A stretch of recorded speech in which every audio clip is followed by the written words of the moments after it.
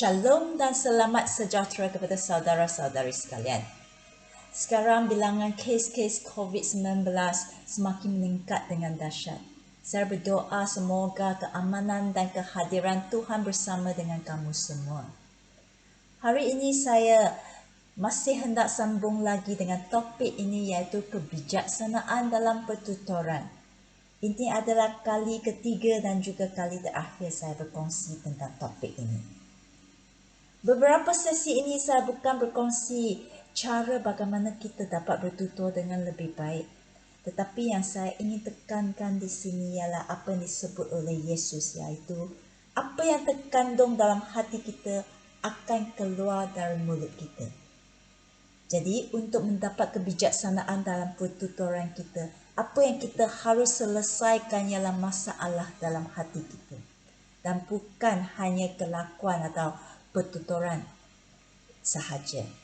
Sekiranya hati kita masih ada luka-luka, tak kisah bagaimana kita cuba mengubah cara pertuturan atau kelakuan luaran kita, atau kita cuba menekan perasaan sakit kita, pada suatu hari perkataan yang dikeluarkan juga akan menyakitkan orang lain juga.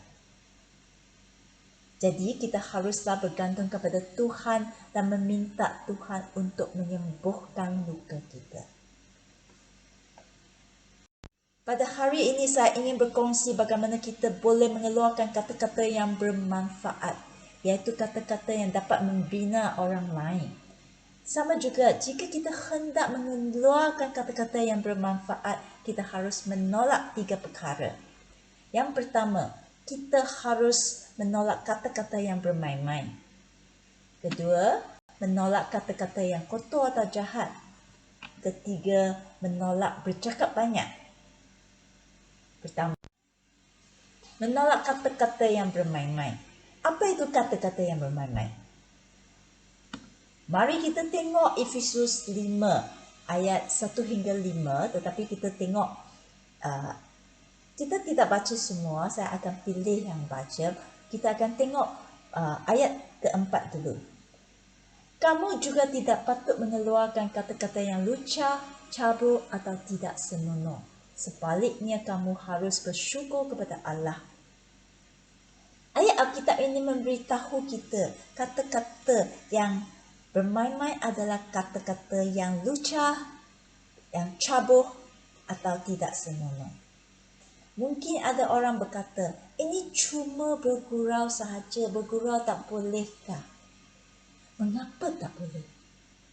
Mari kita tengok ayat yang sebelum itu, iaitu ayat pertama. Selalunya untuk kita lebih memahami teks dalam Alkitab, kita selalunya sepatutnya baca juga ayat sebelum dan selepas sesuatu ayat itu. Dalam Efesus 5:1 berkata, kerana kamu anak-anak Allah yang dikasihinya, kamu mesti berusaha mengikut teladannya. Selepas kita menjadi seorang Kristian, Tuhan telah memberikan kepada kita satu identiti yang mulia dan istimewa, iaitu menjadi anak Allah. Dalam ayat ini berkata, kamu anak Allah yang dikasihinya. Sebagai anak Allah, kita menerima banyak berkat. Kita menerima banyak kasih sayang daripada Tuhan. Tetapi Tuhan Bapa juga mempunyai harapan terhadap kita. Dia mengharap kita dapat berusaha mengikut teladannya, iaitu mencontohi dan menyerupainya. Jadi untuk mencontohi Tuhan, kita mesti tahu Tuhan kita adalah seorang Tuhan yang macam mana. Kita baru tahu macam mana untuk mencontohinya. Dalam satu ayat yang sangat penting dalam buku Imamat, iaitu di ayat ini 11:45. Tuhan memberitahu kita dia adalah Tuhan yang macam mana. Iaitu dia kata, hendaklah kamu suci kerana aku suci. Tuhan Bapa kita adalah seorang Tuhan yang suci. Maka sebagai anaknya, kita harus juga mencontohinya dan kita haruslah suci juga. Seterusnya, Efesus 5:3 berkata, kerana kamu umat Allah, tidak sepatutnya perbuatan yang cabul atau tidak senonoh ataupun ketamakan berlaku antara kamu, supaya orang tidak mempunyai alasan untuk mengumpat kamu. Di sini, Paulus berkata, kamu umat Allah. Sebenarnya teks yang lebih tepat ialah, kamu umat Allah yang suci. Kita dipanggil umat Allah yang suci adalah disebabkan Tuhan Yesus, dia telah mengorbankan nyawanya dan telah menebuskan kita daripada dosa kita. Oleh kerana kita adalah anak Allah yang sepatutnya mencontohi Tuhan Bapa kita yang suci. Dan kita juga adalah umat Allah yang suci kerana akibat daripada pengorbanan Yesus. Maka Paulus dalam ayat 3 dan 4, iaitu 4 tadi kita sudah baca, iaitu tentang kita tidak patut menggunakan kata-kata yang lucah, cabul dan sebagainya. Kita tidak patut melakukan perbuatan atau menggunakan kata-kata yang cabul, lucah atau tidak senonoh. Kadang-kadang mungkin sesuatu perbuatan yang tidak senonoh itu tidak semestinya suatu perbuatan yang melanggar undang-undang seperti membunuhkah atau merompak. Tetapi apabila kamu melakukan perkara itu, kamu akan merasa malu, kamu akan takut orang lain mengetahui kamu adalah seorang Kristian kerana perbuatan kamu ini tidak membawa kesaksian yang baik. Begitu juga dengan pertuturan kita. Jika kata-kata yang dikeluarkan tidak dapat membawa kesaksian yang baik, janganlah kita bercakap kerana ini tidak sepadan dengan identiti kita sebagai anak Allah dan umat Allah yang suci. Jika kita selalu bercakap kata-kata yang bermain-main, lama-kelamaan kita akan menjadi biasa. Orang lain pun tidak akan lagi percaya kepada kita apabila kita bercakap sesuatu yang benar. Satu contoh dalam Alkitab iaitu Lot. Dia adalah anak saudara Abraham. Lot meninggal di Sodom, sebuah bandar yang penuh dengan dosa. Dia selalu mendengar kata-kata yang cabul, yang lucah dan tidak senonoh. Dia bukan sahaja tidak mempengaruhi orang-orang di sekelilingnya, tetapi sebaliknya dia sendiri dipengaruhi oleh orang-orang Sodom. Dia juga selalu bercakap kata-kata yang bermain-main. Dan kemudian pada suatu hari, suatu peristiwa yang sangat penting berlaku. Tuhan hendak membinasakan Sodom dan Gomora. Tetapi Tuhan mendengar doa Abraham dan setuju pergi menyelamatkan Lot sekeluarga. Lot pun cepat-cepat memberitahu perkara yang penting ini kepada bakal menantunya. Tetapi mereka tidak percaya apa yang Lot beritahu kepada mereka. Mereka anggap Lot bergurau sahaja. Ini adalah satu perkara yang sangat-sangat serius. Satu perkara yang akan menentukan hidup dan mati. Tetapi sedihnya mereka tidak percaya. Jika kita selalu menggunakan atau kata-kata yang bukan-bukan, apabila kita ingin bercakap sesuatu yang sangat penting, yang benar, atau apabila kita hendak berkongsi berita tentang penyelamatan Yesus, orang lain masih menganggap kita bergurau saja. Jadi kita harus menolak kata-kata yang bermain-main kerana kita hendak menyerupai Tuhan Bapa yang suci, dan juga supaya apa yang kita lakukan dan perkatakan adalah sepadan dengan identiti kita sebagai anak Allah dan umat Allah yang suci. Kedua, menolak kata-kata yang kotor atau jahat. Ramai orang, terutamanya lelaki, apabila memarahi seseorang, mereka suka menggunakan kata-kata yang kotor. Jika tidak menggunakan kata-kata yang begini, mereka berasa tidak seronok. Suami saya bekerja dalam bidang pembinaan. Dia berkata kata-kata kotor itu adalah sangat biasa dalam tapak-tapak pembinaan. Mungkin ada orang berasa ini adalah budaya saja dalam tapak pembinaan, tak ada apa-apalah. Semua orang pun cakap biasa sahaja.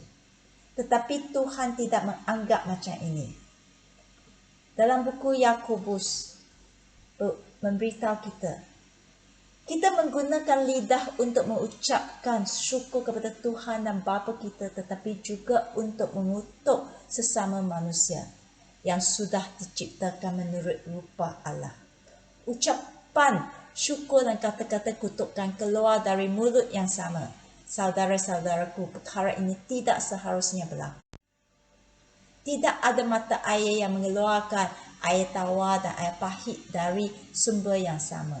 Saudara-saudaraku, pokok ara tidak dapat menghasilkan buah zaitun dan pokok anggur tidak dapat menghasilkan buah ara. Mata air yang masin juga tidak dapat mengeluarkan air tawar. Di sini memberitahu kita suatu mata air tidak mungkin mengeluarkan dua jenis air. Begitu juga dengan mulut kita. Kita tidak patut menggunakannya untuk mengucapkan syukur kepada Tuhan dan juga untuk mengutuk sesama manusia diciptakan menurut rupa Tuhan. Pada masa Yesus di dunia ini, orang Farisi mereka memarahi pengikut-pengikut Yesus kerana pengikut Yesus tidak cuci tangan sebelum makan. Cuci tangan sebelum makan memang adalah suatu tabiat yang baik, terutamanya pada masa pandemik sekarang. Tetapi Yesus hendak memberitahu kita apa yang lebih penting. Apa kata dalam Matius 15:11, apa yang masuk ke dalam mulut seseorang tidak dapat menajiskan dia, tetapi apa yang keluar dari mulut itulah yang menajiskannya. Jadi Yesus berkata, bukan apa yang kita masuk dalam mulut mesti bersih, tetapi apa yang keluar dari mulut kita haruslah bersih, supaya tidak akan mencemarkan diri atau mencederakan hati orang lain. Tak kisah dulu kamu adalah seorang yang macam mana, selalu suka mengeluarkan kata-kata yang kotor. Hari ini biarlah kebenaran Alkitab bercakap kepada hati kamu, mengubahlah kelakuan dan pertuturan kita. Tahukah apa kebaikannya sekiranya kita dapat menyekat mulut kita supaya tidak mengeluarkan kata-kata yang jahat? Dalam Mazmur memberitahu kita, marilah hai anak-anak semua dan dengarlah nasihatku. Aku akan mengajar kamu menghormati Tuhan. Mahukah kamu menikmati hidup? Mahukah kamu berumur panjang dan berbahagia? Apa yang kita kena lakukan? Iaitu jangan keluarkan kata-kata jahat dan jangan berdusta. Semua orang suka menikmati dapat berumur panjang, dapat berbahagia, bukan? Jadi ada ramai orang mereka akan nasihatkan kamu, jika nak melanjutkan umur kamu, kita harus makan ini atau makan itu, atau jangan makan ini, jangan makan itu. Tetapi ayat Alkitab tadi memberitahu kita yang lebih penting bukan makan apa tetapi cakap apa. Jika kita hendak berumur panjang dan berbahagia, maka jangan membiarkan mulut kita keluarkan kata-kata yang kotor dan jahat. Kemudian ketiga, bagaimana kita dapat mengeluarkan kata-kata yang bermanfaat? Kita haruslah menolak bercakap banyak. Buku Amsal memberitahu kita, semakin banyak bercakap, semakin besar kemungkinan berdosa. Saya tahu ayat Alkitab ini sejak kecil lagi, tetapi saya masih banyak kali berasa kesal selepas saya cakap. Kerana saya sudah terlebih cakap. Ayah, tadi tak patut saya cakap ini, tak patut saya cakap itu. Tetapi kata-kata kita macam air, selagi keluar tak boleh simpan balik. Kita hendaklah meminta Tuhan untuk mengikat mulut kita. Jangan bercakap lebih, tetapi sebaliknya bekerja lebih. Kita hendaklah juga tahu bilakah kita harus berdiam diri dan harus menutup mulut kita. Satu lagi ayat Amsal memberitahu kita. Dia kata, orang bodoh pun mungkin dianggap bijak dan pandai jika mereka berdiam diri dan menutup mulut. Tak pandai bercakap tak apa, kamu diam sahaja. Ayat Alkitab ini memberitahu kita jika kita berdiam diri dan tutup mulut kita, orang bodoh pun masih boleh dianggap bijak. Apa yang kita takut ialah kita anggap diri kita pandai bercakap. Jadi selalu bercakap. Tetapi cakap yang bukan-bukan dan banyak bersalah.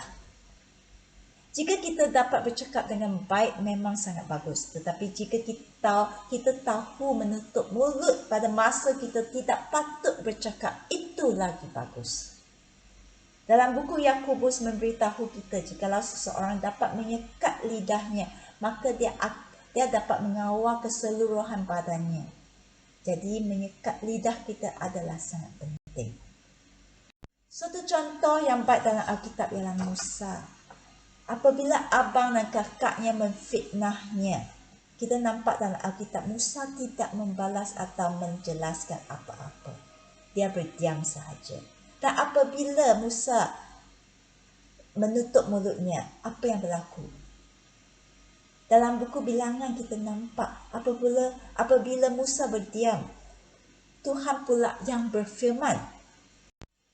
Di sini berkata, tiba-tiba Tuhan berfirman kepada Musa, Harun dan Miriam, aku mahu kamu bertiga pergi ke kemahku. Kemudian dalam ayat 7 hingga 9 kita nampak Tuhan pula yang berfirman bagi pihak Musa. Dia memberitahu Harun dan Miriam, Musa adalah pemimpin segenap umat Israel. Dia menyoal mereka mengapa mereka berani melawan Musa. Dan Tuhan muka kepada Harun dan Miriam. Kemudian Miriam dihukum dan mendapat penyakit kulit.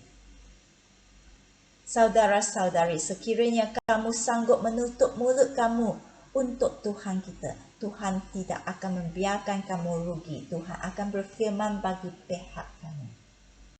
Sebagai kesimpulan, untuk mengeluarkan kata-kata yang dapat memberi manfaat kepada orang lain, kita harus pertama, menolak kata-kata yang bermain-main atau tidak senonoh.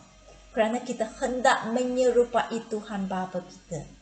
Kita hendak kehidupan kita sepadan dengan identiti mulia yang Tuhan berikan kepada kita. Kedua, menolak kata-kata yang kotor atau jahat. Kerana mulut kita tidak patut digunakan untuk memuji Tuhan tetapi juga untuk mengutuk orang lain. Kita akan berumur panjang dan bahagia jika mulut kita tidak mengeluarkan kata-kata yang jahat. Dan ketiga, kita hendaklah menolak bercakap banyak. Minta kepada Tuhan untuk memberikan kepada kita kebijaksanaan untuk bercakap dan lebih-lebih lagi memberikan kita kebijaksanaan dan keupayaan untuk tidak bercakap. Mari kita berdoa. Tuhan Bapa di syurga, Kaulah Tuhan yang penuh dengan kebijaksanaan dan keupayaan. Minta Tuhan memberikan kepada kami kebijaksanaan dan pertuturan supaya kami dapat menyekat mulut kami dan tidak akan mengeluarkan kata-kata yang bermain-main, yang kotor dan bercakap banyak. Tolonglah pertuturan kami adalah sepadan dengan identiti kami sebagai anak Tuhan dan umat Tuhan yang suci. Dalam nama Yesus kami berdoa. Amin.